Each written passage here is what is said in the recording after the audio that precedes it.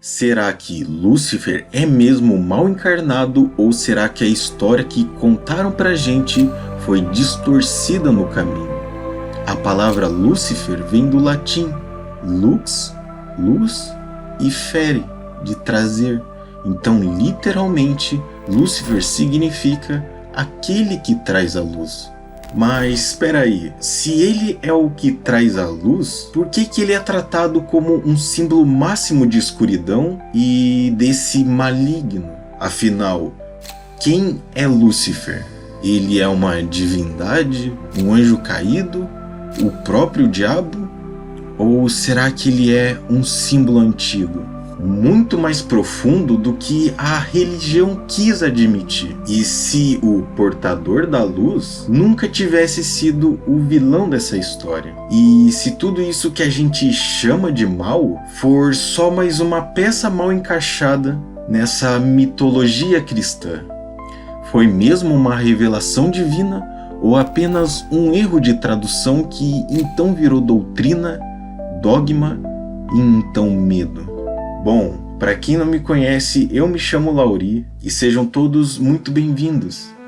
E nesse vídeo a gente vai mergulhar nos mitos antigos, nas raízes da Bíblia e nas estrelas do céu, e entender por que Lúcifer talvez nunca tenha sido um nome a ser temido. E antes do vídeo começar, você sente que precisa de respostas ou está em busca de direcionamento? Ou talvez apenas deseje um olhar mais profundo sobre a sua vida?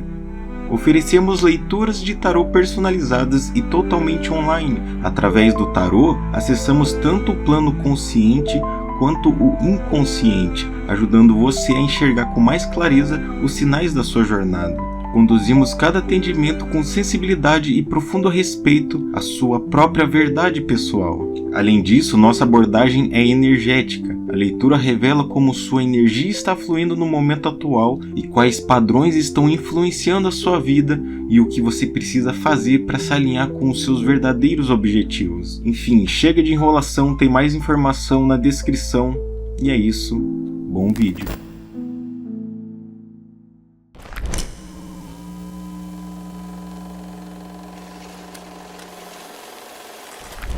Então, para começar a entender o que Lúcifer realmente significa, a gente precisa fazer um esforço e sair desse automático e voltar um pouco no tempo. Porque não tem como a gente falar de Lúcifer sem falar da sua mitologia e da forma como as histórias antigas foram reinterpretadas, apagadas e misturadas ao longo da história. A Bíblia, por exemplo, não foi escrita do nada. Ela se apropriou e roubou muitas das ideias de mitologias anteriores, como a judaica, a suméria e até as crenças babilônicas e egípcias, como temos inúmeros exemplos já aqui de vídeos no canal.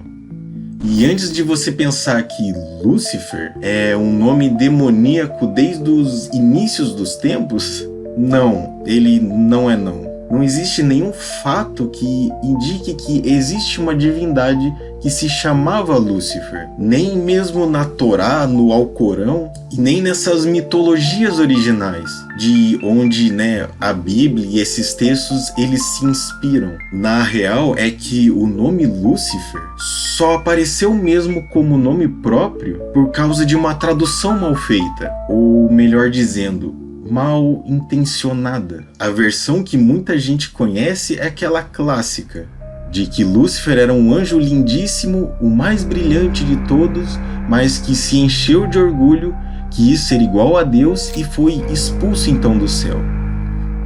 E essa história ela é repetida por séculos, mas ela não está escrita assim na Bíblia. Essa narrativa ela foi montada e moldada ao longo do tempo, principalmente a partir de trechos soltos que foram virando essa bola de neve de interpretações erradas. Uma delas é em Isaías, que fala: "Como caíste do céu, ó estrela da manhã, filha da alva." Mas quando você vai ver o contexto real dessa passagem, não tem nada de demônio. O texto está falando de um rei da Babilônia e não de um ser angelical caído. A palavra usada no hebraico original ali era Ehel Ben Shahar, que significa o astro brilhante, filho da manhã, uma referência poética ao planeta Vênus. Aí quando foram traduzir isso no latim, na Vulgata, virou Lúcifer, e foi basicamente aí que toda a confusão começou.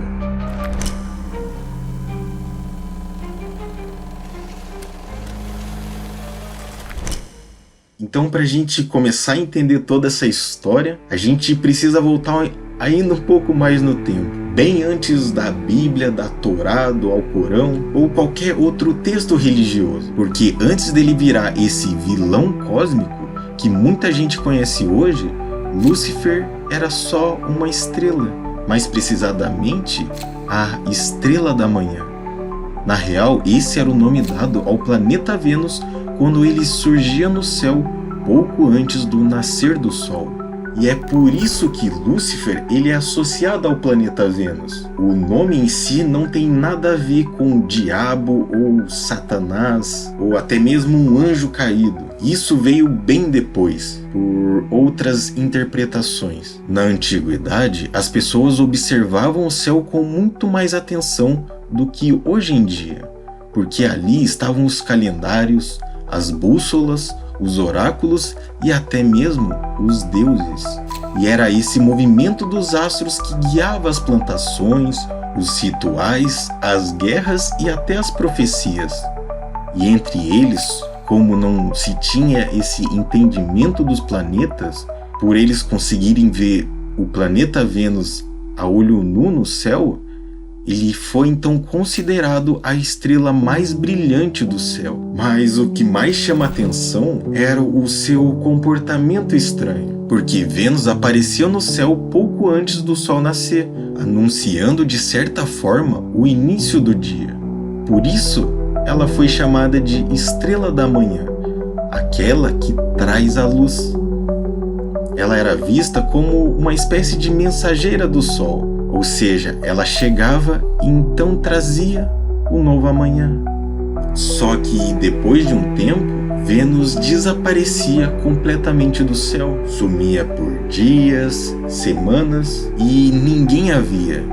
E então, de repente, voltava a surgir no horizonte, sempre aquele mesmo ciclo, como se morresse por um tempo e então renascesse novamente.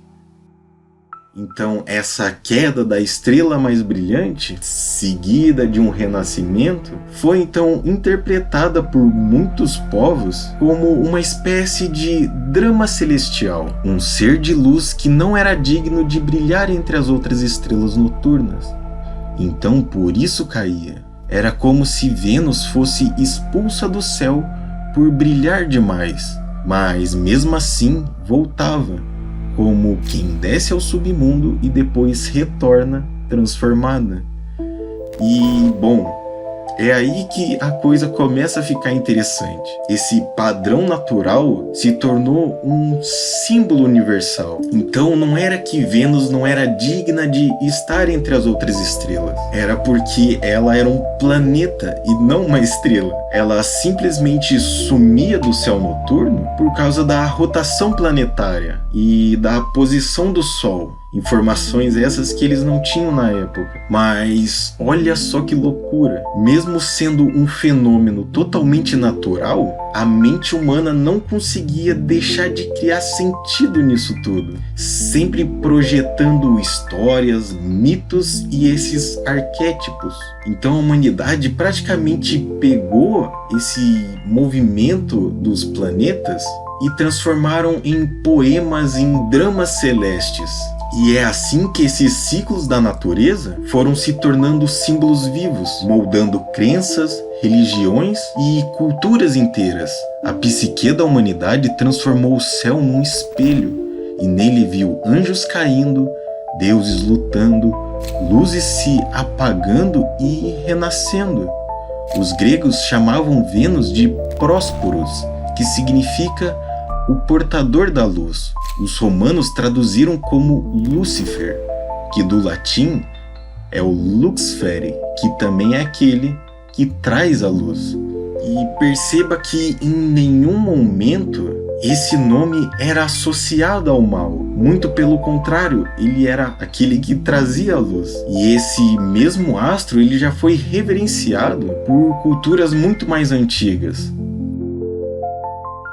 Entre os sumérios, por exemplo, quem carregava esse simbolismo era a Iana, a deusa do amor, da guerra, do sexo e do poder. Ela também descia ao submundo, enfrentava a morte e voltava, um renascimento simbólico, exatamente o mesmo padrão. Os antigos babilônicos chamavam essa deusa de Ishtar, a deusa do amor, da guerra e da fertilidade, também ligada a Vênus, e ela representava o poder da vida e da morte. Era a estrela que seduz e também destrói, o símbolo da paixão que floresce e também devora. Mais tarde, os gregos herdaram essa imagem e a transformaram em Afrodite, a deusa do amor e da beleza. E, ao contrário desse estereótipo romântico que a cultura pop criou em Afrodite, ela era muito mais complexa do que isso. Ela também tinha os seus lados sombrios. Ela era provocadora, instável e poderosa, e frequentemente associada ao caos das paixões humanas. Mas quem carrega essa dualidade de forma ainda mais profunda é Hécate, mais antiga que a própria Grécia clássica. Hécate é uma deusa pré-helenítica, porque ela é aquela que transita entre a luz e as sombras, que caminha entre os vivos e os mortos e carrega consigo as chaves dos mistérios ocultos. Assim como Vênus, ela também desaparece e retorna, representando também a morte e o renascimento. Ou seja, vocês conseguem perceber o padrão acontecendo? Todas essas figuras, Ishtar, Afrodite, Hécate, são faces de um mesmo arquétipo ancestral, o feminino cósmico que brilha, mas também mergulha nas trevas. Ou seja, muito antes mesmo da ideia desse pecado original existir, a humanidade já carregava dentro da mitologia essa jornada da queda e da ascensão, sendo um símbolo profundo dessa travessia interior, de descer ao seu próprio inferno para só depois reencontrar a luz. Essa é basicamente a jornada de Dante no inferno. Então, como que tudo isso virou esse sinônimo do diabo?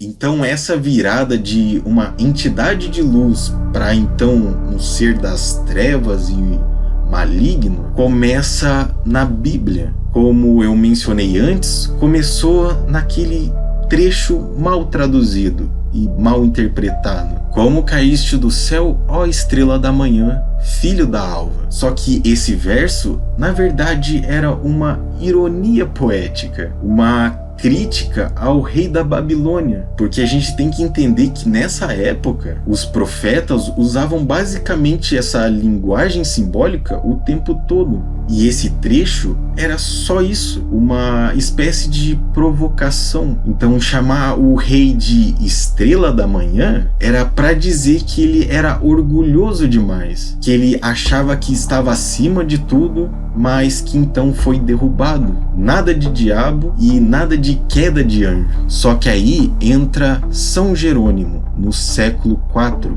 Quando ele traduziu a Bíblia do hebraico para o latim, a famosa Vulgata, ele escolheu o termo Lúcifer para traduzir estrela da manhã, sem maldade e sem nenhuma intenção demoníaca.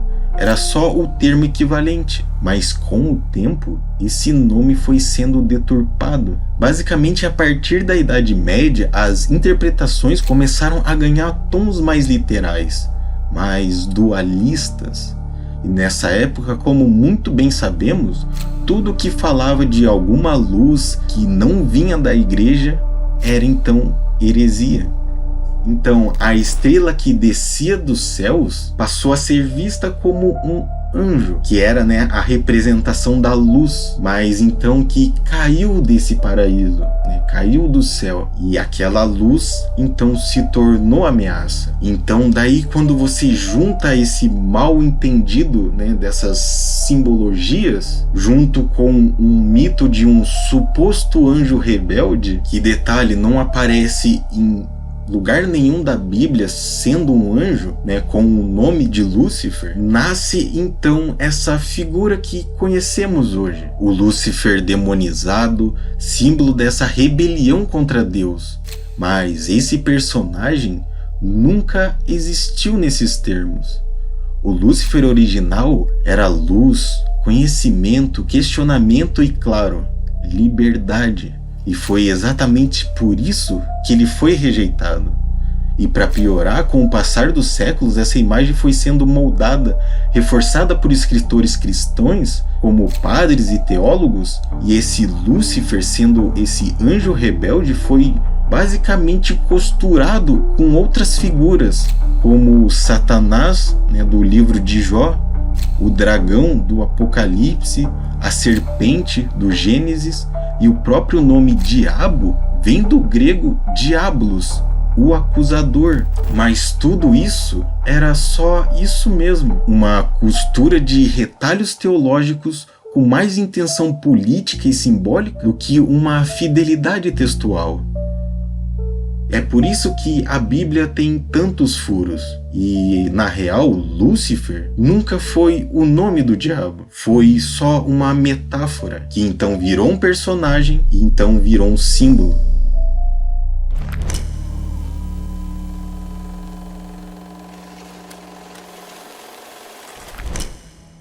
Então, se de um lado a gente tem doutrinas religiosas moldando o pensamento coletivo, de outro lado, escondido nas sombras, está o ocultismo. Não por ser maligno, como a igreja fez parecer, mas porque ele precisou se esconder para conseguir sobreviver. Foram séculos de repressão brutal e foi então só aí que surgiram esses movimentos esotéricos que tentavam guardar antigos saberes simbólicos, né? Essas metáforas e esses arquétipos. Na tradição gnóstica, por exemplo, uma corrente que já é moldada, né, por essas ideias dualistas, mas eles ainda assim conseguem enxergar Lúcifer sendo muito mais do que só um demônio rebelde. Lúcifer é o símbolo daquele que busca a verdade acima das regras, assim como Prometeu na mitologia grega, que roubou o fogo dos deuses para entregá-lo à humanidade, e por isso foi punido eternamente. Lúcifer representa esse arquétipo de quem se arrisca para se libertar, e esse fogo nada mais é do que a própria gnose, o conhecimento oculto, a centelha divina. Então esse mito ele foi costurado ao longo do tempo, com influências de textos apócrifos, como o livro de Enoque, os manuscritos gnósticos e mais tarde na literatura cristã, por autores como John Milton, que em Paraíso Perdido transformou Lúcifer numa espécie de herói trágico. E essa versão inspirou boa parte do imaginário moderno. Na arte, Lúcifer passou a ser representado como um anjo andrógeno, de cabelos longos e um olhar sereno, símbolo da beleza que desafiou o poder. Existe até uma famosa estátua dele em Madrid, na Espanha. Então, em muitas correntes esotéricas, como a teosofia e o próprio luciferianismo, Lúcifer não é adorado, ele é mais estudado como um símbolo de iluminação. É exatamente essa ideia que inspira o luciferianismo, um caminho espiritual que não é satânico, onde Lúcifer é visto como um arquétipo dessa emancipação, desse autoconhecimento e dessa sabedoria, sendo, né, essa figura ligada com Vênus, por causa desses mitos, né, a estrela da manhã sendo aquela que brilha antes do nascer do sol, anunciando o novo dia que está por vir. Então, para vocês terem uma noção da força simbólica desse nome, até mesmo Jesus Cristo foi associado a Lúcifer, por mais irônico que isso pareça ser, porque antes dessa demonização do nome, Lúcifer era considerado um título nobre. Até o século IV existiam bispos com esse nome, como o Lúcifer de Cagliari, sendo também um dos defensores mais ferrenhos dessa ortodoxia cristã contra heresias da época. Nos antigos hinos e liturgias da igreja, o próprio Cristo era chamado de Lúcifer. Só que muito tempo depois, com mudanças teológicas e interesses políticos, esse nome foi sendo associado ao mal. Esse ocultismo preservou verdades que foram praticamente apagadas da história oficial. E então figuras como Lúcifer, que hoje causam tanto desconforto, podem ter sido, na verdade, símbolos de liberdade e consciência. A questão aqui nunca foi sobre adorar o mal, foi sobre quem tem o direito de acessar a luz e sobre quem quer mantê-la escondida.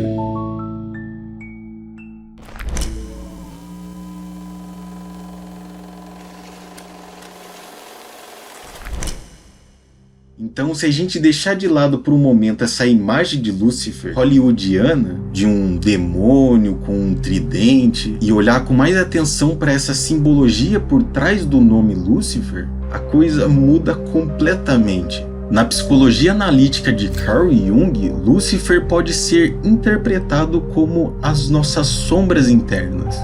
Aquele lado da psique que foi reprimido, negado ou demonizado pela moral e pela religião. Mas aqui que vem o ponto. Integrar a sombra é justamente o caminho da individuação, ou seja, o processo de nos tornarmos inteiros, conscientes de quem realmente somos. Lúcifer, nesse sentido, é aquele que traz a luz para o que estava escondido, mesmo que essa luz seja desconfortável. Então, ele não representa o mal em si, mas sim a coragem de olhar para dentro e de buscar a verdade além dos dogmas.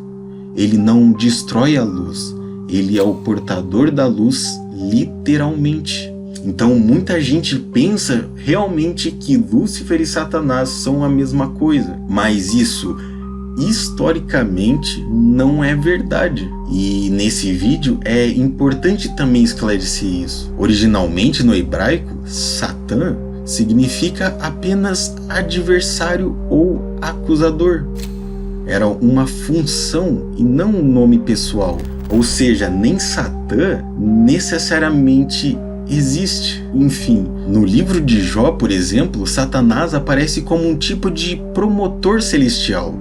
Ele não é o inimigo de Deus, mas sim alguém que testa a fé dos humanos com uma autorização divina. Lúcifer, por outro lado, nem aparece como nome próprio na Bíblia hebraica. Lúcifer era só uma metáfora poética que ao longo dos séculos foi sendo fundida com a figura de Satanás, especialmente com o desenvolvimento do cristianismo medieval e essas narrativas desse pecado original. E olhando dessa forma, até mesmo a história da serpente, no Jardim do Éden, também ganha outro significado. Em vez de ser o símbolo da perdição, a serpente, que seria Lúcifer, como o portador da gnose, aquele que oferece o fruto do conhecimento. E era justamente isso, a consciência. Não era sobre uma maçã, era sobre acordar.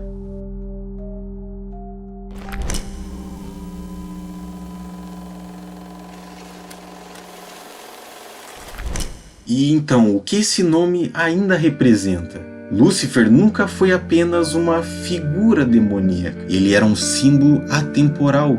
E hoje, mais do que nunca, ele representa o despertar da consciência. Aquele momento em que o indivíduo deixa de seguir ordens cegamente e começa a enxergar a sua própria luz.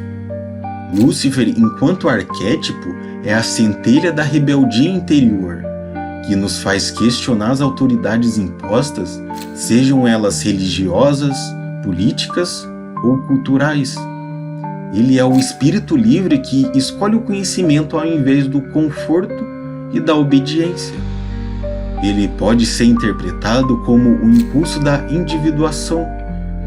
Esse chamado para abandonar a persona imposta e descer ao submundo da nossa própria psique, para confrontar as sombras e então renascer com a luz autêntica do nosso verdadeiro eu.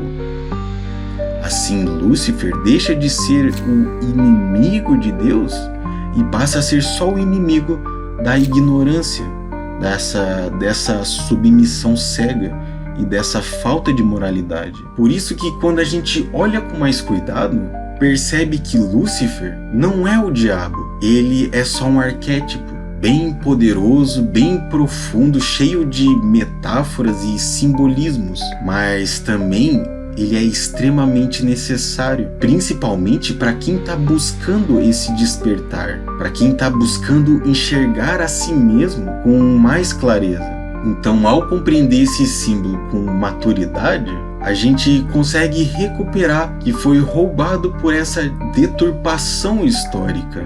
A luz foi associada às trevas, o conhecimento virou heresia, e o símbolo do despertar se tornou o demônio do sono coletivo, porque o verdadeiro despertar é, antes de tudo, um ato de coragem. Enfim, espero que vocês tenham gostado. Trazer esse tipo de vídeo dá um trabalhão, então deixe seu like, se inscreva para continuar essa jornada de autoconhecimento e, como sempre, lembre-se sempre de espalhar a verdade.